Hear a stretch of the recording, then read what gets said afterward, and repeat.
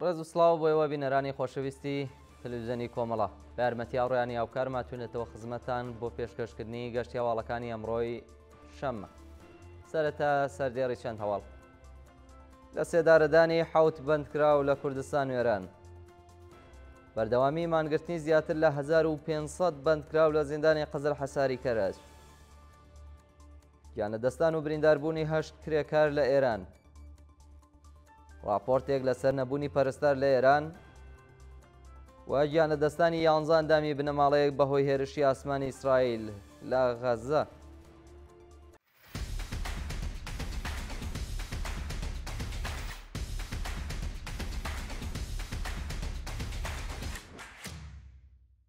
ئێعدامکردنی حەوت بەندکراو لە کوردستان و ئێران.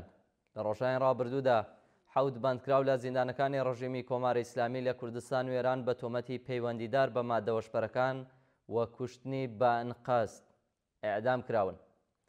بە پێی راپۆرتی ڕێکخراوەکانی مافی مرۆڤ، 4 بەندکراو بە ناوەکانی جابر نادری، موسا یەگانە، کەریم ئەسڵانی و مەسعود نیعمەتینیا بە تۆمەتی پەیوەندیدار بە مادەوەشبەرەکان لە زیندانەکانی کرمان، قەزوین، یەزد و عێراق ئێعدام کراون.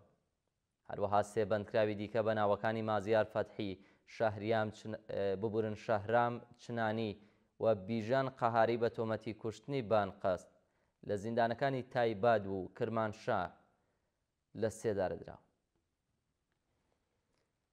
بەردەوامی مانگرتنی زیاتر لە 1500 بەندکراو لە زیندانی قەزل حەساری کەرەج.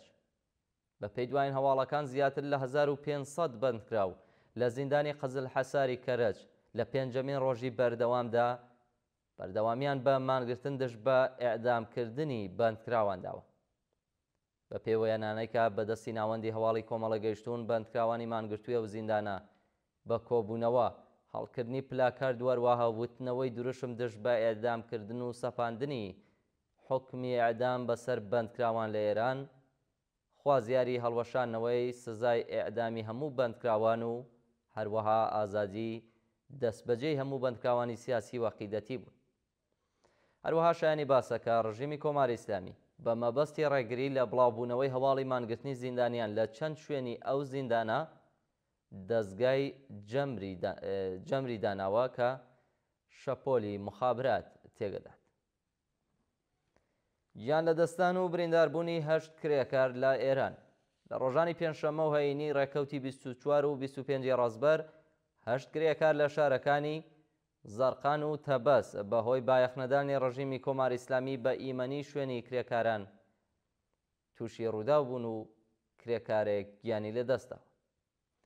بە پێی راپۆرتەکان ڕۆژی پێنجشەممە 24 ڕازبەر 7 کرێکاری شرکەتێک لە شارستانی زەرقان سەر بە پارێزگای فارس بەهۆی ئاگرگرتنی شرکەتەکەیان بە سەختی بریندار و ڕەوانەی نەخۆشخانە کراون. بە وتەی سەرچاوەکانی هەواڵ دۆخی تەندروستی چەند کەس لە برینداران لە خراپیدایە و مەترسی لە دەستانی گیانیان جددیە. هەروەها کرێکارێکی دیکە لە کانگای بەرکەمرەی پرۆدە لە شارستانی تەبەس بە ناوی عەلی حسێنزادە بەهۆی بایەخنەدانی بەرپرسانی ئەو کانگەیە بە ئیمەنی شوێنی کاری کرێکاران تووشی ڕووداوی کار بووە و پاش گواستنەوەی بۆ نەخۆشخانە بەهۆی سەختی برینەکانیەوە گیانی لەدەستدا.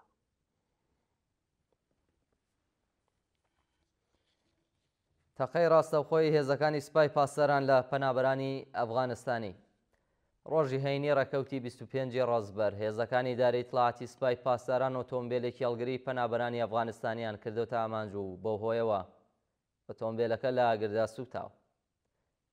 بە پێی وێنانەی کە بەدەستمان گەیشتوون، ئەو هێزانە بەبێ ئاگاداری و بەڵگەی قەزای ڕاستەوخۆ تەقەیان لە ئۆتۆمبیلە کردووە کە بەهۆیەوە 4 کەس لە پەنابەران پاش هەڵدێران و ئاگرکردنی ئۆتۆمبیلەکە بە سەختی بریندار بوون.